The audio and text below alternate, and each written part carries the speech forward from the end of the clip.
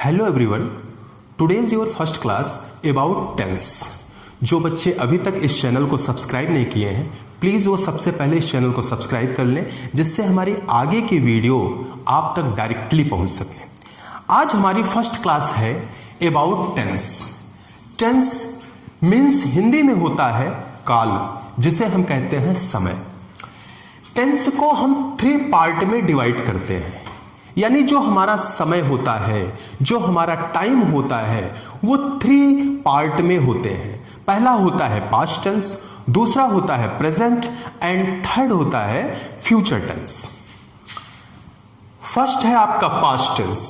Past यानी भूतकाल, बीता हुआ समय, जो अभी नहीं, वो घटनाएं जो पहले हो चुकी हैं यानी बीत चुकी हैं, वो सारे इवेंट्स जो होते हैं वो पास्ट टेंस के होते हैं। यानी first part of the tense is the past tense. अब आपका सेकंड पार्ट है प्रेजेंट टेंस। प्रेजेंट यानी करंट, यानी वर्तमान, जो घटनाएं अभी घट रही हैं। मीन्स जैसे कि मान लीजिए हम आपको पढ़ा रहे हैं और आप पढ़ रहे हैं, आमने सामने की जो घटनाएं हैं, जो आज की घटनाएं जो सुबह हुई थी वो भी, जो अभी हो रही हैं वो भी, ये आज की टोटल टुडेस की जो घटनाएं हैं वो सभी प्रेजेंट में होती है, यानी करंट में घटित हुई घटनाएं जो होती हैं वो सभी प्रेजेंट टेंस होती हैं, जिसे हिंदी में कहते हैं वर्तमान काल। अब नेक्स्ट है आपका फ्यूचर टेंस। फ्यूचर यानी भविष्य, ऐसी घटनाएं जो आगे हो सकती हैं या आगे होंगी बट ना अभी हुई हैं ना हुई थी, यानी जिसकी आप कल्पना करते हैं। इन फ्यूचर आप उसकी प्लानिंग करते हैं कि मैं कल ऐसा करूंगा, मैं कल खेलने जाऊंगा, मैं कल पढ़ने जाऊंगा, मैं कल घूमने जाऊंगा।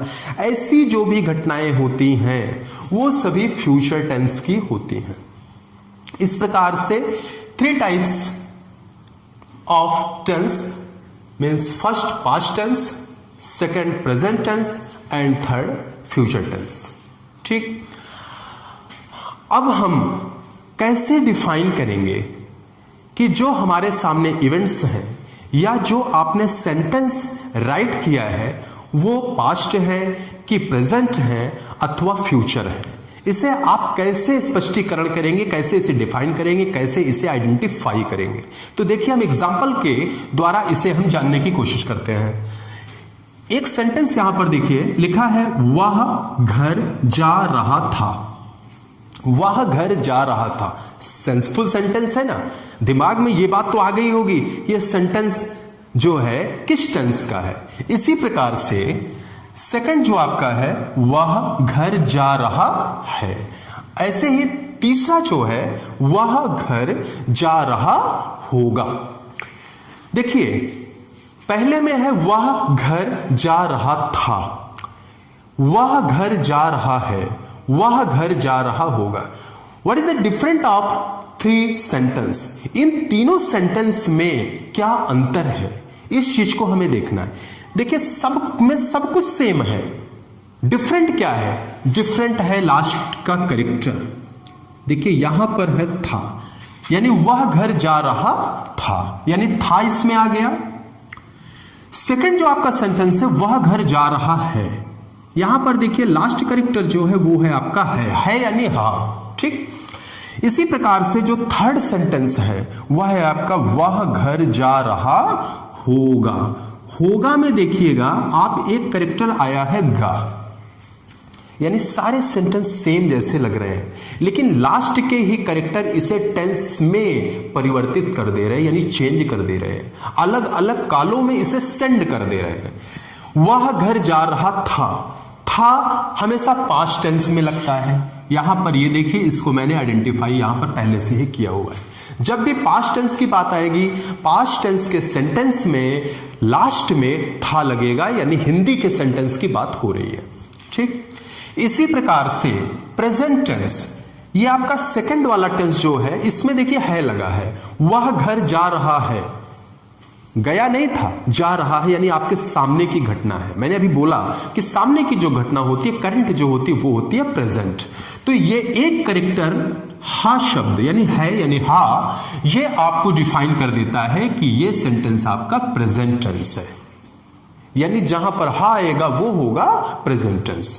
अब आपका जो तीसरा सेंटेंस है, वह घर जा रहा होगा, न जा रहा है न जा रहा था, वह घर जा रहा होगा, यानी आप आगे की बात कर रहे हैं, प्लानिंग की बात कर रहे हैं, उसके बारे में सोच रहे हैं। यानी इसमें देखिए लास्ट में है गा। लास्ट हिंदी के सेंटेंस में अगर लास्ट का कैरेक्टर गा हो तो वो हमारा फ्यूचर टेंस होता है। यानी फ्यूचर टेंस में हिंदी के सेंटेंस में अंत में गा होता है।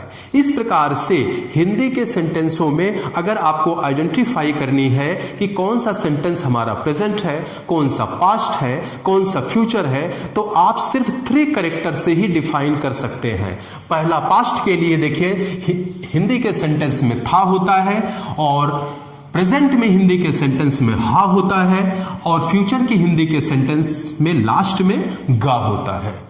ठीक इसी प्रकार से अब इंग्लिश के सेंटेंस को हम कैसे आइडेंटिफाई करेंगे कि हमारे सामने जो इंग्लिश के सेंटेंस लिखे हुए हैं उनमें पास्ट कौन सा है, फ्यूचर कौन सा है और प्रेजेंट कौन सा है। देखिए इंग्लिश के सेंटेंस में जो हेल्पिंग वर्ब होती है उससे हम आइडेंटिफाई कर सकते हैं कि हमारा सेंटेंस किस टेंस का है। जैसे अगर पास्ट टेंस है तो उसमें हेल्पिंग वर्ब या तो डिड आएगी, यानी डिड डू का सेकंड फॉर्म है। ठीक, यानी पास्ट टेंस में खास तौर से हम सेकंड फॉर्म की बात करते हैं, इसीलिए यहां पर हेल्पिंग वर्ब डिड की बात हुई है। यानी अगर पास्ट टेंस होगा तो हमारी हेल्पिंग वर्ब डिड आएगी, अथवा वाज वर आएगी, अथवा हैड आएगी और हैड बीन आएगी। यानी जब भी पास्ट टेंस की बात होगी तो सेंटेंस में हेल्पिंग वर्ब के रूप में डिड आ सकता है, वाज वर आ सकता है, हैड आ सकता है, अथवा हैड बीन आ सकता है। इसी प्रकार से प्रेजेंट टेंस में देखिए, प्रेजेंट टेंस में हेल्पिंग वर्ब के रूप में डू अथवा डज का यूज करते हैं, अथवा इज आर एम का यूज करते हैं, अथवा हैज और हैव का यूज करते हैं, या हैव बीन और हैज बीन का यूज करते हैं। ओके, यानी जब भी प्रेजेंट टेंस की बात होगी इंग्लिश के सेंटेंस में हेल्पिंग वर्ब के रूप में डू और डज आ सकता है, या इज आर एम का यूज किया जाता है, या हैज या हैव का यूज किया जाता है, या तो हैव बीन और हैज बीन का यूज किया जाता है। इसी प्रकार से फ्यूचर टेंस आती है। फ्यूचर टेंस में इंग्लिश के सेंटेंस में हेल्पिंग वर्ब के रूप में विल या शैल का यूज किया जाता है, विल बी या शैल बी का यूज किया जाता है, विल हैव या शैल हैव का यूज किया जाता है। इसी प्रकार से विल हैव बीन अथवा शैल हैव बीन का यूज किया जाता है। वैसे फ्यूचर टेंस में हेल्पिंग वर्ब के रूप में विल का यूज अथवा शैल का यूज किया जाता है। उसी के अकॉर्डिंग ये आपको वर्ड लिखे गए, हेल्पिंग वर्ब लिखे गए। ये जो मैंने हेल्पिंग वर्ब लिखा है वो हेल्पिंग वर्ब, चूंकि ये जो 3 पार्ट ऑफ टेंस हैं इनके भी 4 पार्ट होते हैं, उसके अकॉर्डिंग लिखा है। अब देखिए इस एग्जाम्पल के तौर पे भी आप जान लीजिए, जैसे इसमें था, इसमें है, इसमें गा, यानी था हा गा के अकॉर्डिंग आपने जान लिया कि पास्ट टेंस में था आता है, प्रेजेंट में हा आता है, फ्यूचर में गा आता है। लेकिन इंग्लिश के सेंटेंस में भी जो हमने आपको आइडेंटिफिकेशन बताई उसके अकॉर्डिंग देख लीजिए। पहले सेंटेंस में वह घर जा रहा था। ठीक, इंग्लिश के सेंटेंस में था की जगह क्या आया है, हेल्पिंग वर्ब के रूप में वाज आया है। यानी अगर इंग्लिश के सेंटेंस में वाज लगा है यानी ये आपका पास्ट टेंस हुआ। इसी प्रकार से सेकंड सेंटेंस से वह घर जा रहा है, आपने है देखा, आपने कहा प्रेजेंट टेंस है। अब आप आ जाइए इंग्लिश के सेंटेंस में, he is going to home. देखिए यहां पर वाज लगा है और यहां पर इज लगा है, यानी सेकंड सेंटेंस में he is going to home, वह घर जा रहा है। प्रेजेंट में इज आर एम का यूज होता है, यहां पर भी इज का यूज हेल्पिंग वर्ब के रूप में हुआ है। इस प्रकार से यह प्रेजेंट हुआ।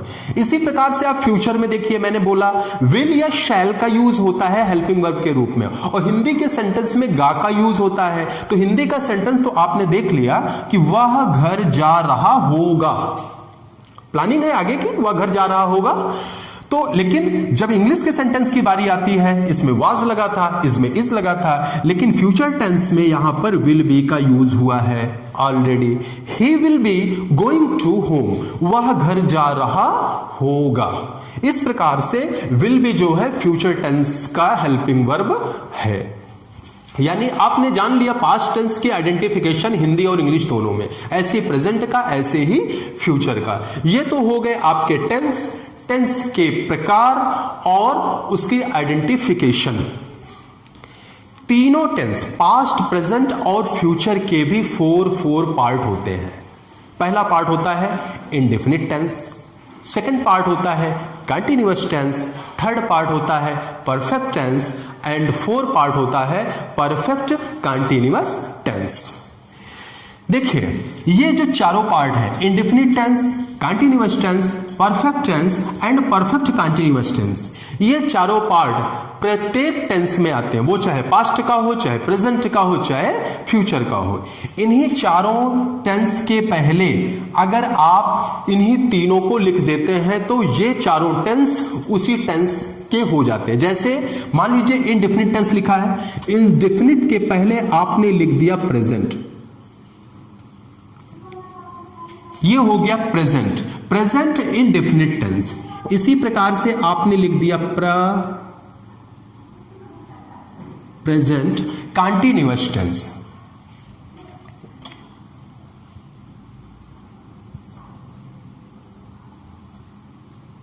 प्रेजेंट परफेक्ट टेंस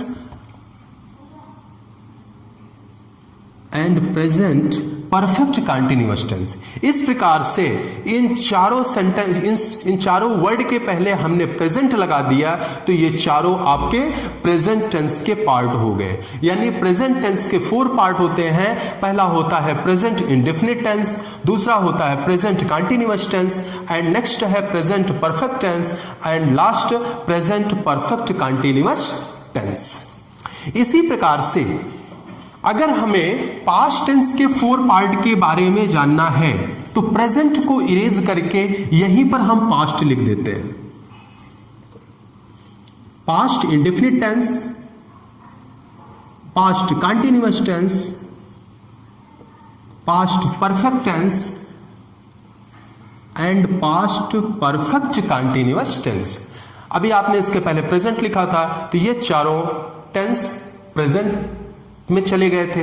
अब इसके पहले आपने पास्ट लिख दिया तो ये चारों टेंस पास्ट के हो गए। यानी past indefinite tense, past continuous tense, past perfect tense and past perfect continuous tense. इसी प्रकार से पास्ट को इरेज करके अगर हम इसके पहले फ्यूचर लिख देते हैं तो हो जाता है future indefinite tense, future continuous tense, future perfect tense, future perfect continuous tense. इस प्रकार से ये फोर पार्ट आपके फ्यूचर के हो गए। फोर पास्ट में, फोर प्रेजेंट में और फोर फ्यूचर में, टोटल हो गए 12 पार्ट। इस प्रकार से टोटल टेंस के पार्ट होते हैं 12। इस प्रकार से आज की ये फर्स्ट क्लास हुई टेंस और उसके पार्ट्स की और उसके आइडेंटिफिकेशन की। हम आपको लास्ट में कुछ होमवर्क भी देंगे, आपको उस होमवर्क को करके हमारे व्हाट्सएप नंबर पर आपको सेंड करना है। मैं नेक्स्ट क्लास में आपको फिर मिलूंगा, तब तक के लिए बाय।